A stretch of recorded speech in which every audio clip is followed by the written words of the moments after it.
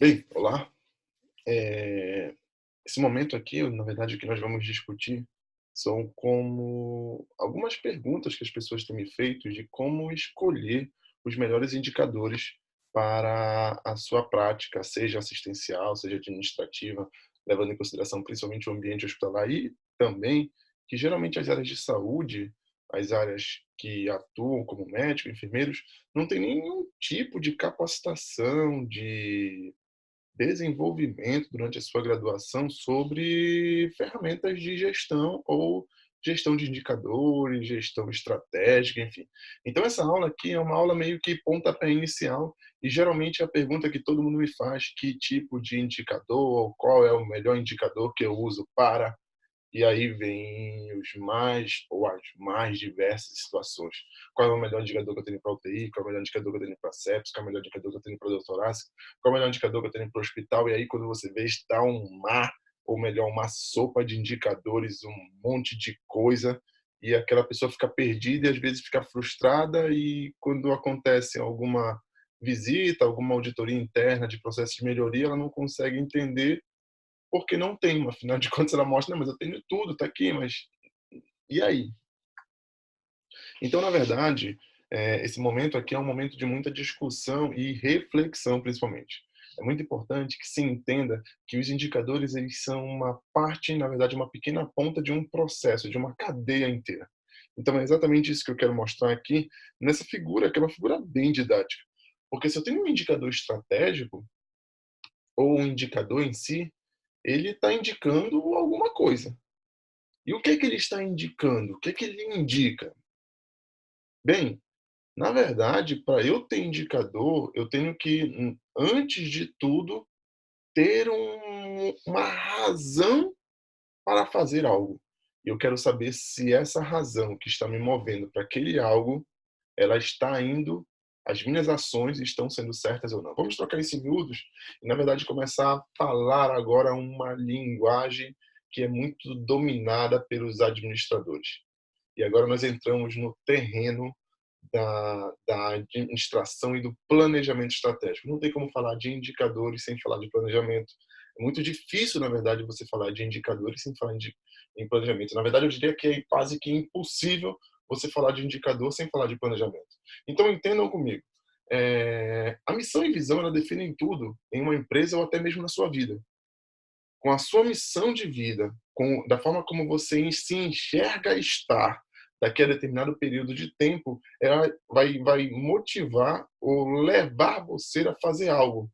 E a partir disso, você lança a mão de objetivos que, aqui nesse exemplo, eu estou dizendo aqui objetivos estratégicos, ou seja, o que eu quero alcançar. A partir do momento que eu defino o que eu quero alcançar, a partir do momento que eu defino onde eu quero chegar, eu tenho que mensurar isso. Esse objetivo, ele precisa ser tangível, ele precisa ser alcançável. E por ser alcançável, tangível, ele precisa ser factível também, óbvio, ele precisa ser alcançável. Mas a partir do momento que eu defino isso, eu vou definir que ações eu vou fazer para alcançar essas minhas metas ou indicadores estratégicos, essas minhas ações, essas minhas metas. Eu vou definir o como eu vou alcançar isso. Então, é importante nós deixarmos claro aqui que para eu alcançar esse objetivo, eu vou até tirar aqui, que eu acho que vai causar mais confusão essa.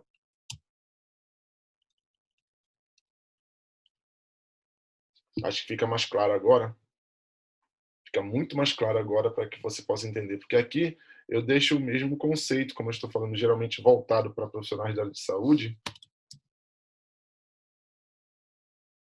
eu deixo mais claro eu deixo mais claro aqui, a forma como você mensura isso. Porque olha só o raciocínio, eu tenho uma razão para fazer algo, eu tenho a missão que está me levando a fazer algo, eu tenho uma motivação, um motivo que me levou a uma ação, seja numa empresa ou seja numa vida, toda empresa, toda a pessoa deveria ter um motivo para fazer algo, para ser algo. Uma empresa, ela obrigatoriamente ela tem um motivo para fazer algo. pode até ser factível, pode ser tangível, ideal, enfim, mas ela tem uma razão para fazer alguma coisa. E por ter essa razão de fazer alguma coisa, ela vai querer alcançar aquilo. E para alcançar aquilo, ela tem marcos que são marcos de chegada, que são objetivos estratégicos. E para alcançar esses objetivos, que são tangíveis, ela precisa ter ações estratégicas para alcançar. E para alcançar essas ações estratégicas, ela precisa ter certeza que alcançou. E como é que ela sabe? Com indicadores estratégicos. Vou dar um exemplo aqui, que é para ficar até mais claro. Digamos que eu tenho um objetivo de uma empresa, que é ser uma empresa de excelência, e aqui puxando um pouco minha área, ser um hospital de excelência em atendimento de paciente crítico. Olha essa palavra, excelência. Eu quero ser um hospital de excelência em atendimento de paciente crítico. Tá, mas se eu quero ser excelência em atendimento em um paciente crítico, quais são as ações estratégicas que vão me levar a esse nível de excelência? O que eu preciso alcançar? E aí entra uma outra ferramenta que nós não vamos discutir aqui, que é o Balanced Scorecard, o BSC, que geralmente fala sobre 4 perspectivas: financeira, clientes e mercados, pessoas, assistencial, enfim. É um score de balanço que nós vamos discutir em uma outra aula. Mas, na verdade, toda vez que eu falo isso, eu falo em objetivos estratégicos, eu vou lançar mão de ações para ser reconhecido como excelência. Como, por exemplo, uma das ações que eu posso ter objetivo é satisfação do meu cliente barra paciente. E se eu quero satisfação desse cliente barra paciente, uma das ferramentas que eu posso escolher para olha só, um dos indicadores que eu posso escolher para definir que esse meu cliente está satisfeito ou não é, por exemplo, o NPS, que é o indicador de satisfação do cliente. Então, se eu tiver um NPS com acima de 70 pontos, eu digo que o meu hospital é a minha meta estratégica, é o meu indicador estratégico, o NPS. Eu digo que esse meu hospital, ele é um hospital de excelência. Mas digamos que eu tenho uma outra meta, uma outra ação estratégica. Minha outra ação estratégica é também ser um hospital de excelência assistencial. E para isso, eu quero uma mortalidade esperada, e aqui nós usamos uma linguagem de taxa de mortalidade padronizada, que aí é feito por indicadores prognósticos, como o Apache, o SAPS, e aí eu tenho uma taxa de mortalidade padronizada abaixo de 1.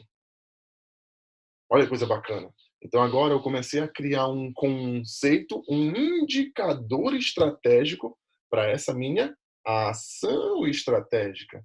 Por quê? Porque eu tenho um objetivo estratégico. E por quê? Porque eu tenho uma missão. Eu tenho um senso, uma ação para ser aquilo. Então, observem que antes de você perguntar qual é o meu melhor indicador, a pergunta que eu tenho para fazer a você é o seguinte: o que é que está te movendo a isso? O que é que está te movendo para essa missão e visão? O que é que está te movendo para você fazer isso? Porque antes de falar de indicador, é necessário se falar desses 3 pontos anteriores, principalmente se você gerencia ou coordena uma unidade de cuidados críticos, uma unidade assistencial, um hospital de maior ou de menor complexidade, enfim. É necessário que você faça uma análise desses pontos.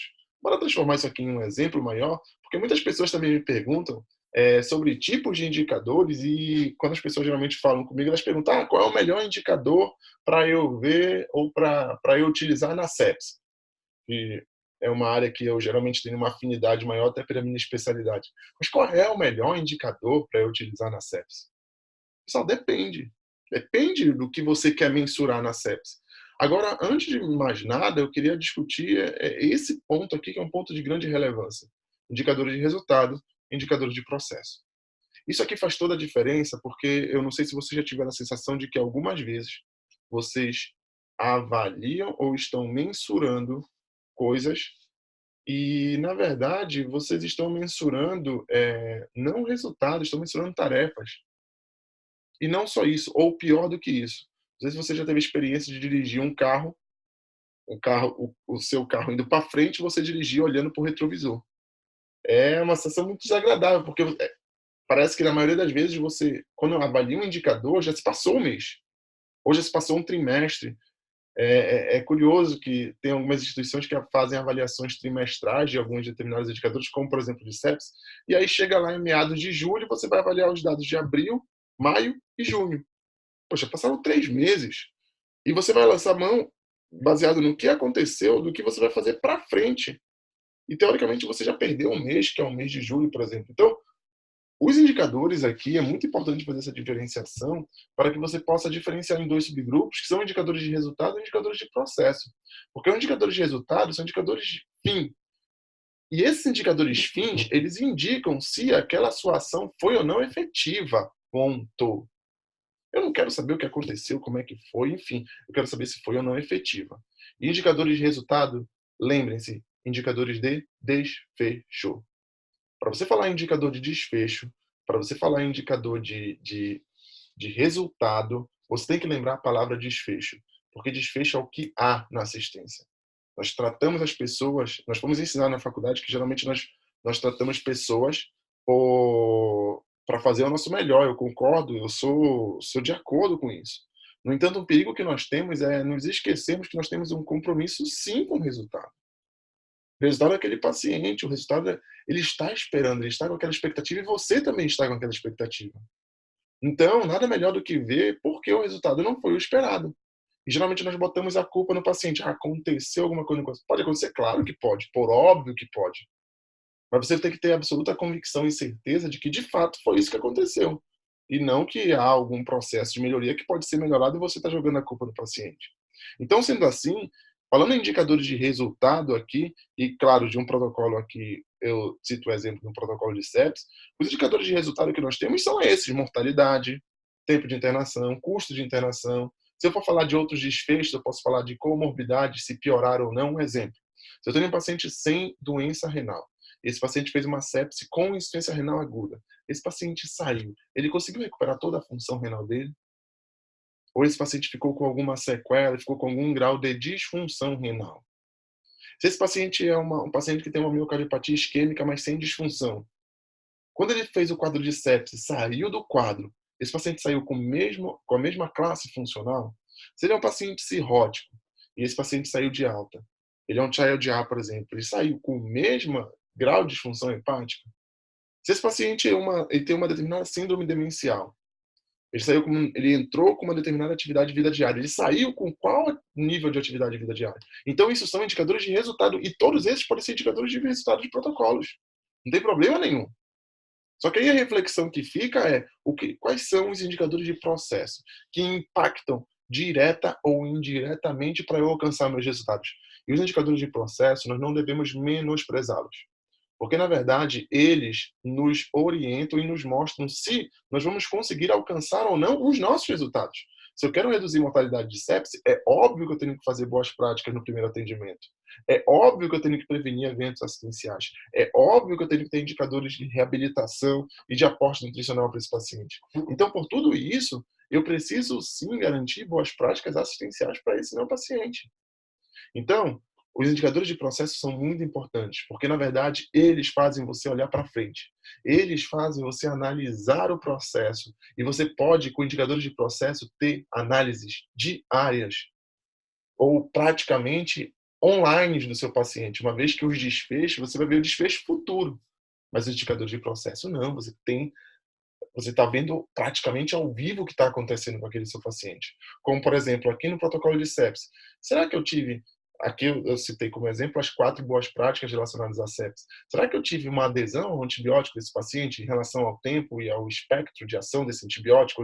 Ou seja, eu fui assertivo na escolha do antibiótico? Será que eu coletei o lactato na primeira hora? Será que eu coletei a hemocultura na primeira hora e antes da administração do antibiótico? Será que eu hidratei o meu paciente caso ele estivesse hipotenso ou com 2 vezes o lactato limite de referência? Então, esses são indicadores de adesão, são indicadores de processo do protocolo de sepsis e que, óbvio, irão impactar no desfecho.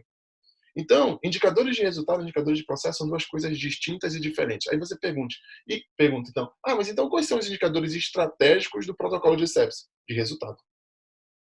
Só que, óbvio, como eu quero alcançar o indicador de resultado, eu preciso monitorar os indicadores de processo, para que, através dessa monitorização dos indicadores de processo, eu possa ver se eu alcançarei aquele resultado. Então, essa é uma dica bem importante para você refletir sobre indicadores. Então, sendo assim, eu queria fazer um resumo global que, antes de perguntar qual é o melhor indicador para isso ou para aquilo, reflita um pouco o que você quer mensurar e para que você quer mensurar e por que você está mensurando. Se você está falando de um indicador e você está falando de uma estratégia de um hospital, de estratégia de uma unidade ou de estratégia de uma linha de cuidado, a pergunta que eu vou ter que fazer é: por que você está fazendo isso? Qual é a sua missão nisso? Qual é a sua visão que você tem em relação a essa linha? Depois disso, quais são os seus objetivos? Como você quer ser reconhecido por essa linha? Depois disso, quais são as ações que estão em andamento dessa linha para que aí sim você possa escolher os indicadores? E se são indicadores estratégicos, são indicadores de resultado. Só que não esqueçam que eu não posso ser surpreendido. A pior coisa é você ser surpreendido no final de mês com um indicador. Na verdade, cria aquela angústia do indicador. Ah, vai sair os indicadores da Comissão de Controle de Infecção. Ah, lá vem o time de sepse. Lá vem o time de TEV, da linha de cuidado da bariátrica. Enfim, se você não quer ser surpreendido, mensure indicadores de processo. Porque aí, se você tem uma boa adesão, por óbvio, é muito coerente que você tenha bons resultados. Uma frase que eu sempre gosto de falar, e essa frase fica aqui até como uma reflexão final para todos nós aqui. Só planta quem colhe. Mas nem todo mundo que planta colhe. É uma reflexão bacana, porque nem todo mundo que planta vai colher. Óbvio, pode acontecer uma catástrofe, pode acontecer alguma coisa, enfim, com a terra, com a semente. Nem todo mundo que planta colhe, mas só tem o risco de colher quem plantou. Então, se você está analisando seus indicadores de processo, esses indicadores estão satisfatórios, beleza. Eu tenho um alto risco de colher bons resultados, ou seja, bons indicadores de resultado. Agora, se você não tem nem indicadores de processo, não está analisando seus processos, você vai ter que contar com a sorte. E o pior, o paciente vai ter que contar com a sorte também. Então, essa aí é a dica que eu dou. Eu espero que vocês tenham gostado. E valeu, galera. Até a próxima.